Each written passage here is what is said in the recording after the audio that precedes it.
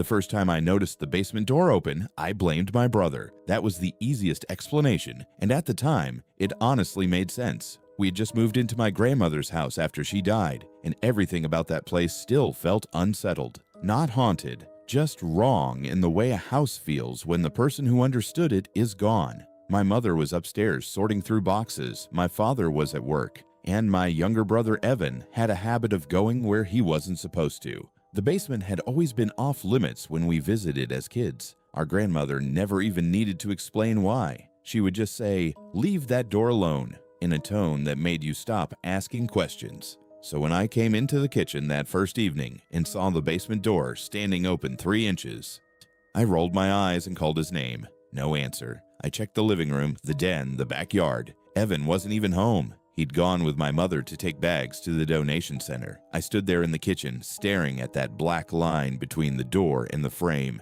trying to remember whether I had opened it myself earlier. I was tired, sweaty from hauling boxes all day, and the house smelled like dust and old wood. It would have been easy to forget. Still, I felt something I couldn't justify. The air coming up from the basement was cold. Not cool, not drafty. Cold in a deep, still way. Like the temperature changed completely a few feet below the kitchen floor. I put my hand on the knob, pushed the door shut, and made sure it latched. Then I stood there another second listening.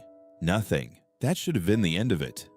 But later that night, after everyone was asleep, I went downstairs for water and saw it open again. This time it was wider, maybe 6 inches. Enough for darkness to show in a clean vertical strip. Enough to tell me for certain it hadn't just drifted on bad hinges. I stopped so hard the glass in my hand tapped against my teeth. Upstairs, the house was silent. The refrigerator hummed beside me, and from below, I heard a sound so faint I almost convinced myself it was plumbing.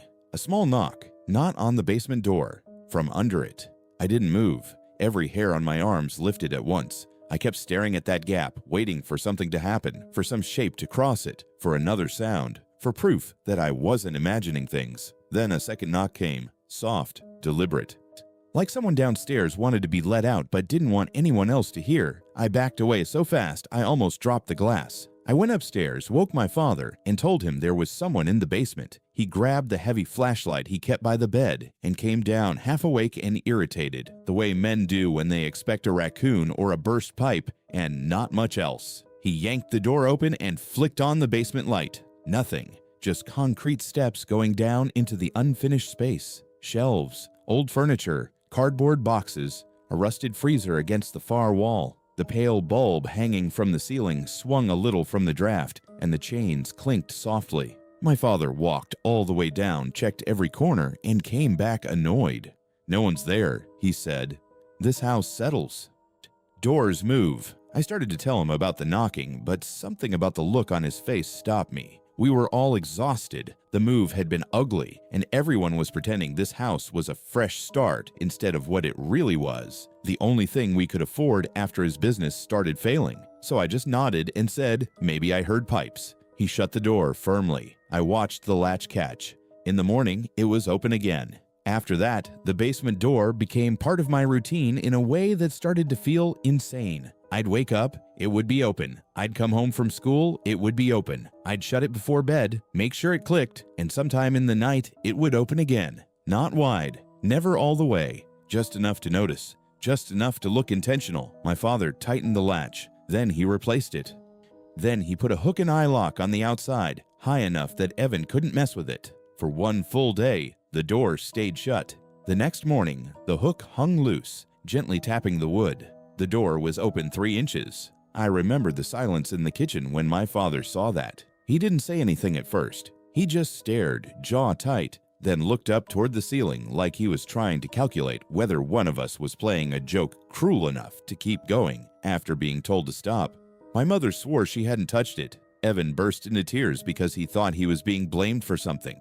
I said nothing. I just kept looking at that dark opening and thinking about the 2 knocks from below. That same afternoon, while unpacking the dining room, my mother found a ring of old keys in one of my grandmother's drawers. One of them was small, blackened with age, and tagged with faded masking tape. On it, in my grandmother's shaky handwriting, was one word: inside. My mother laughed nervously and said Grandma labeled everything. But even she didn't sound convinced. My father took the keys without a word and went to the basement door. We all followed. He opened it, went downstairs, and started trying the keys on the freezer against the far wall, then on a little storage cabinet under the steps, then on a locked interior door I had never noticed before because it was half hidden behind shelving. That door was at the back of the basement, painted the same gray as the wall around it. Narrow, solid, the kind of door meant to disappear. The third key fit. The moment the lock turned, something shifted in the room. Not physically, just in me. Like some part of the house had been holding its breath and had finally exhaled. My father opened the door inward. Behind it was a small room, maybe 8 feet by 10, with bare cement walls and no windows. There was a single wooden chair in the middle of the floor facing the wall. Nothing else. No shelves, no boxes, no explanation. The overhead basement light didn't reach much of it. My father shined the flashlight inside, and that was when we saw the marks. Lines carved into the wall, hundreds of them, not words, not pictures, just vertical scratch marks cut into the cement in clusters, like tally marks made by someone with a nail or a blade, or maybe just bare hands worn down to bone. The chair faced them directly, close enough that whoever sat there could study them for hours. My mother made a sound I had never heard from her before, not a scream, something smaller and more frightened. My father shut the door at once. No one talked much after that. He said it was probably some old storage room, maybe something from when the house was built. My mother asked why there was a chair in it. He didn't answer. That evening, he took the chair out, carried it to the curb, and said we were going to ignore the room until we decided what to do with it. That night, I woke up to footsteps. Not upstairs, not in the hallway, outside my room, under me. Slow, measured footsteps moving across the basement ceiling as if someone were walking directly beneath my bed. I sat up so fast I nearly blacked out. My room was at the back of the house, almost directly over the basement stairs. The sound continued for 5 seconds, then stopped. I listened so hard my ears hurt. Then I heard the basement door downstairs open. I knew the sound by then. A soft wooden release, the faint click of the latch giving way. My father heard it too. I knew because his bedroom door opened almost immediately, then the hall floor creaked under his steps. I slipped out of bed and cracked my door, just enough to see him moving toward the stairs with the flashlight in one hand and the baseball bat from the coat closet in the other. "Dad," I whispered. He raised a finger without looking back. Then he went down. I listened to each step groan under his weight, listened to the kitchen floor creak, listened to the basement door swing wider.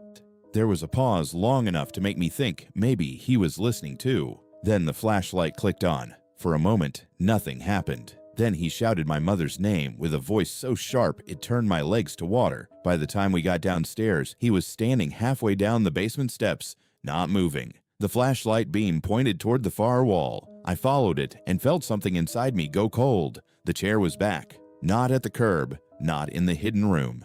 At the base of the basement stairs, facing up toward the kitchen door, on the seat of the chair sat a small porcelain bowl I had never seen before. Inside it were 3 of my grandmother's house keys, the ones my father had left on the counter after opening the hidden room. My mother grabbed Evan and started crying. My father went white in a way I had never seen.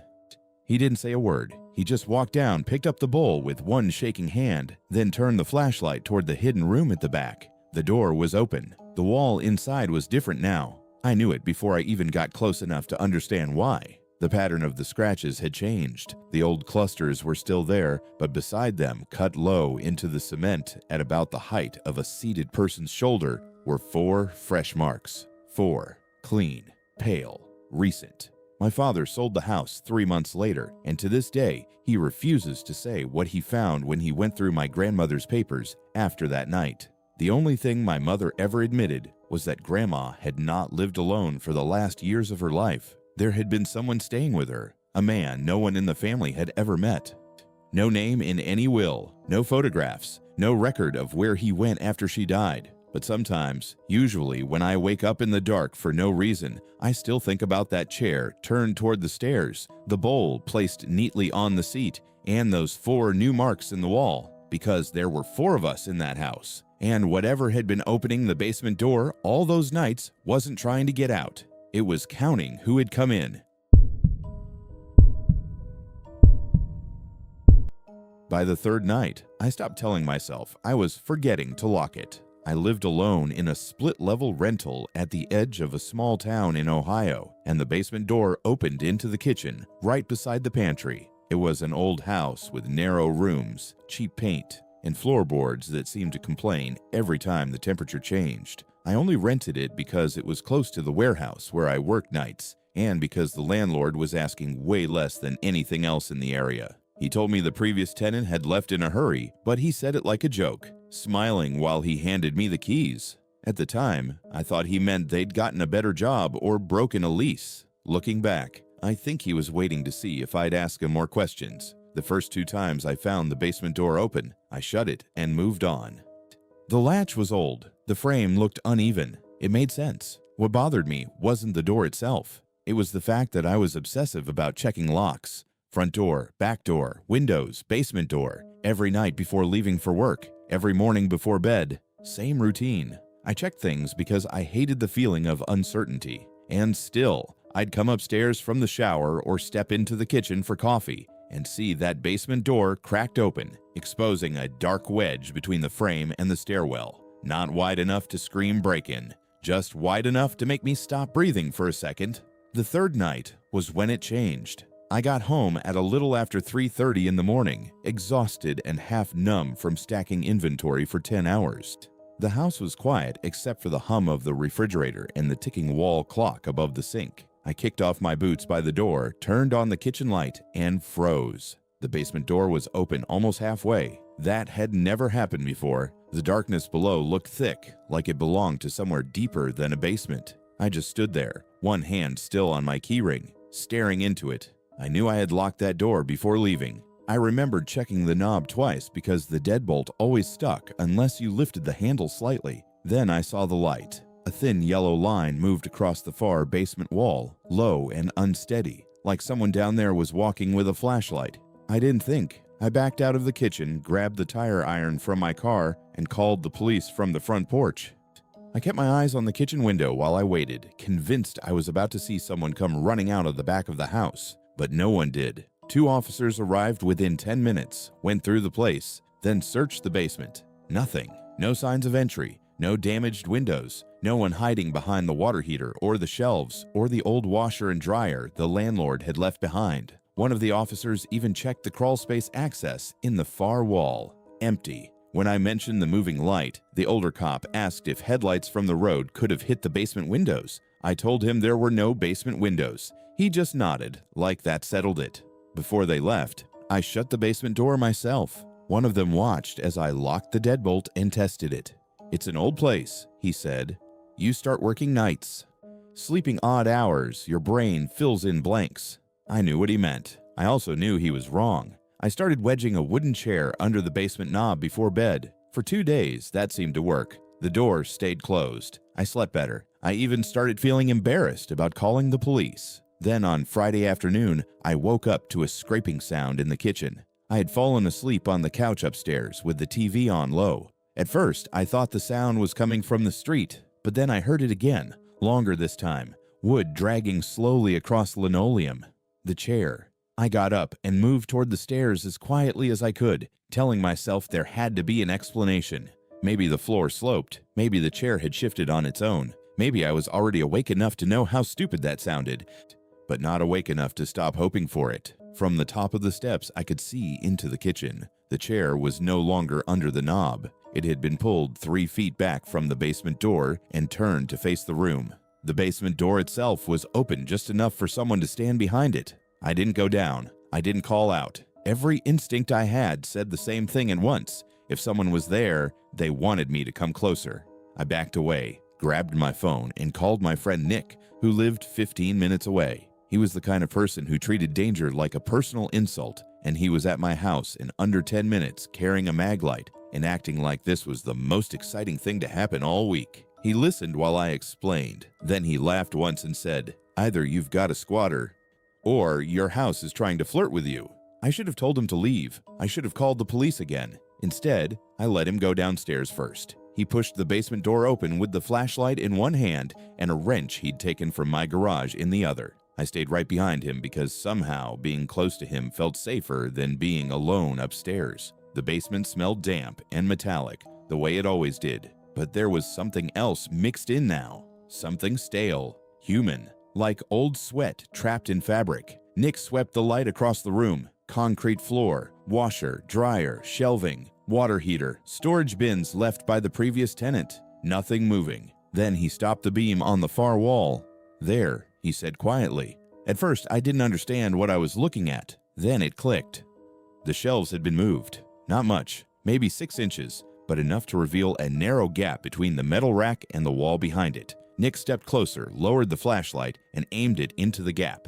A blanket, a plastic bottle, food wrappers, a place someone had been staying. My stomach turned so hard I nearly threw up right there. Nick pulled the shelf farther from the wall, and behind it was a shallow, recessed space I'd never noticed because the shelving had covered it completely. It wasn't a room, more like an unfinished utility cutout, but it was big enough for a person to crouch in. There was a pillow on the floor, a flashlight, 2 empty cans of soup, a backpack, and on the concrete wall, scratched in jagged letters, were 3 words. "Don't look down." Nick went completely still. "What does that mean?" I whispered. He didn't answer. He was staring at the floor inside the recess. I shined my phone light past his shoulder and saw why. The concrete there was darker than the rest, not stained, newer, smoother, a square patch, about 3 feet across, right where someone would kneel. Nick slowly crouched and tapped it with the wrench. Hollow. We both heard it. A space under the floor. I remember every second after that with disgusting clarity. Nick backing away. Me saying we needed to get out. The feeling that we'd already stayed too long. Then, from directly beneath that patched square of concrete, came 3 hard knocks. Not random noise, not pipes, not settling. 3 knocks from under the basement floor. We ran.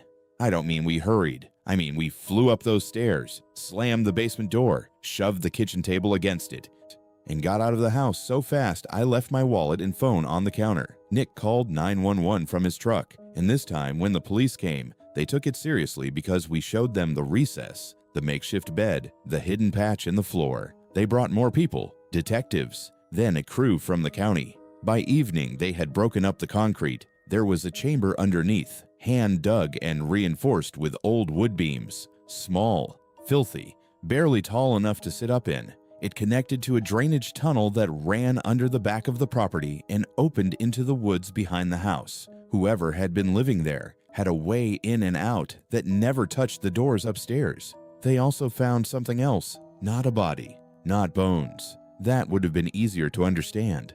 They found photographs, dozens of them, stacked in a plastic crate under the dirt floor, all taken inside my house. Me asleep on the couch, me cooking, me coming in from work, me standing at the sink with the basement door behind me. Some were taken from the top of the basement stairs, some from the crack of my bedroom door while I slept. The oldest ones weren't of me. They were of the previous tenant. And the ones at the bottom of the stack were the worst because they were the most recent. In the last photo, taken only hours before I found the door half open, I was standing in the kitchen with my back to the camera. The basement door was open behind me, and from the darkness at the bottom of the stairs, a man's face was just visible, tilted upward, smiling like he knew I'd finally noticed him. I broke the lease the next day. The landlord acted surprised, then annoyed, then strangely quiet when the detective asked how much he knew about the drainage tunnel. I never found out what happened to him or whether they caught the man under the floor. Maybe they did, and no one told me. Maybe he got out through the woods before the police arrived. Maybe he was already gone by the time we found the recess. But every now and then, usually when I'm alone in a kitchen too late at night, I think about that basement door standing open by a few inches, always by a few inches, as if someone was teaching me to get used to it a little at a time. Not enough to make me leave, just enough to see how long I could live over him before I understood I wasn't living there alone. I knew something was wrong before I even got inside the house. It was late October, cold enough that my breath showed in the porch light, and I was coming back from my aunt's place after helping her move furniture into storage. I'd left my wife, Dana, at home with our 6-year-old son, Owen. The plan was simple. I'd be gone 2 hours, maybe 3, then come back with takeout. Dana had texted me once around 8, asking if I could grab juice boxes on the way home. Nothing about that message felt strange. Nothing hinted that by the time I pulled into the driveway, the entire front of my house would feel like a place I no longer recognized. The kitchen light was on. That in itself wasn't weird. What was weird was the shadow moving across it, not the shadow of a person walking around normally. It passed too slowly, too close to the floor.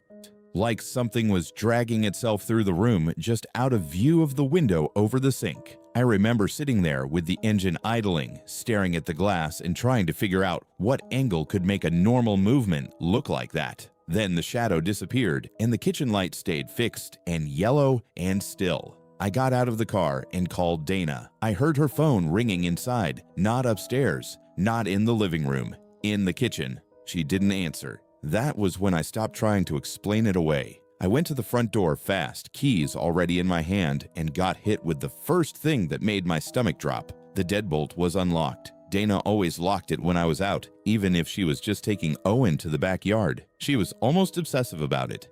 The second thing was the smell when I opened the door. The house smelled damp, earthy, wrong, like cold concrete after rain. Then I heard Owen laughing, just once. A short burst from somewhere deep in the house. I shouted Dana's name and ran inside. The living room was empty, TV off. Throw blanket on the couch, one of Owen's socks near the coffee table. Everything looked normal enough to make the silence worse. Then I heard another sound from the kitchen.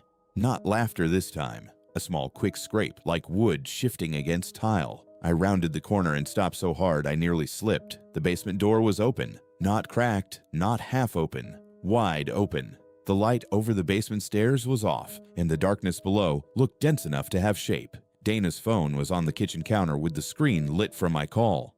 Beside it was the bag of juice boxes she'd apparently brought in from somewhere, one carton already missing. A small plastic cup sat on the floor near the basement doorway, tipped on its side. Red juice had spread into the grout lines like thin blood. "Owen!" I shouted. From below me I heard a voice answer, "Daddy!" It was him. No question, small, shaky, coming from the basement. I moved before I even thought. I hit the light switch by the door, but nothing happened. Bulb dead. Breaker off, I didn't know. I just knew the stairs stayed black. I took out my phone, turned on the flashlight, and started down. The beam shook in my hand. Halfway down, I saw the first sign something was very wrong.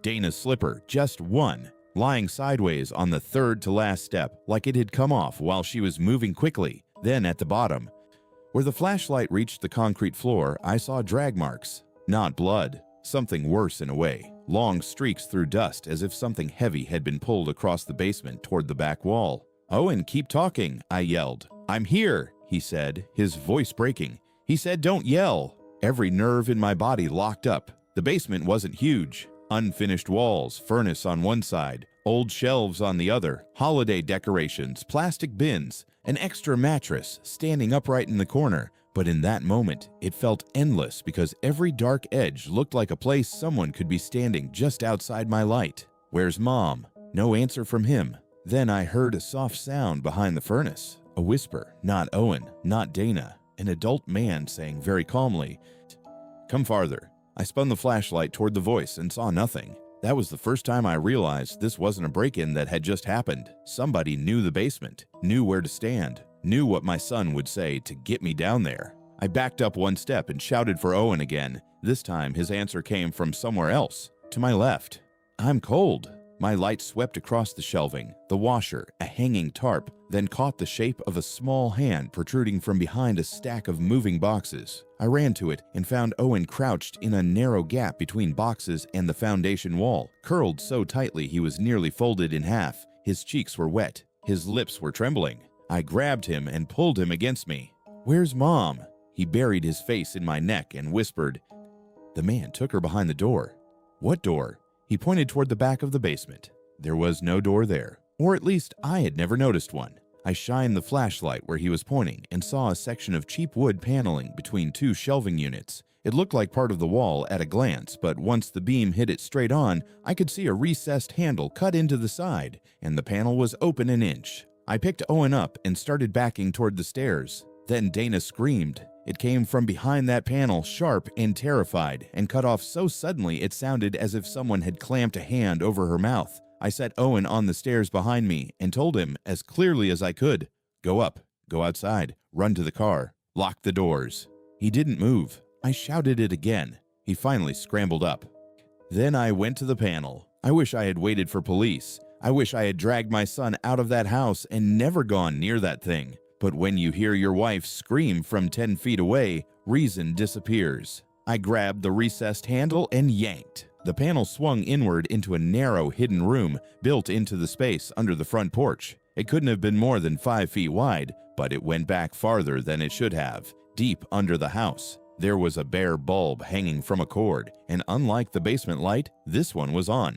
The room was filthy but lived in. Blankets, water bottles, canned food, a folding chair, and on the dirt floor, with her wrists zip-tied behind her back and gray duct tape hanging loose from one side of her mouth, was Dana. A man was crouched beside her. He turned when I opened the panel, and for a second what hit me hardest wasn't fear. It was recognition. Not because I knew him personally, but because I had seen his face before. Twice, maybe 3 times. Around the neighborhood, standing too long at the bus stop, walking past the house slower than everyone else. The kind of face your brain files away as harmless because you don't want to admit how often strangers study your home. He lunged so fast the chair went over behind him. We hit the ground hard enough to knock the flashlight from my hand. The room went wild with moving shadows. He was thinner than me, but frantic, clawing, biting, trying to reach something on the floor near the blankets. I got one hand around his throat and slammed his head into the dirt wall. Dana was screaming, somewhere above us. I heard Owen crying and the front door banging open and closed in the wind. Then the man laughed, actually laughed, and hissed into my face. "You kept opening it. I knew you'd come down." For half a second I didn't understand. Then I did.